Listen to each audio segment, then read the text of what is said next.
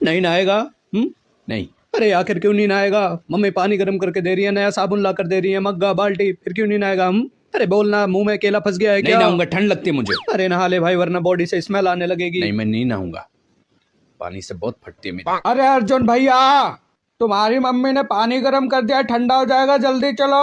अरे जल्दी चलो वरना मम्मी मारेगी।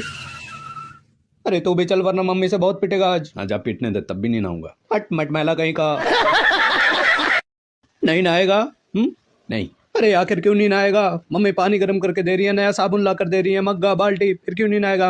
अरे बोलना, मुंह में केला फंस गया है नहीं क्या? नहाऊंगा, ठंड लगती है मुझे। अरे नहा ले भाई, वरना बॉडी से स्मेल आने लगेगी। नहीं, मैं नहीं नहाऊंगा, पानी से बहुत फटती है मेरी। अरे अर्जुन भैया, तुम्हारी मम्मी ने पानी गर्म कर दिया, ठंडा हो जाएगा, जल्दी चलो।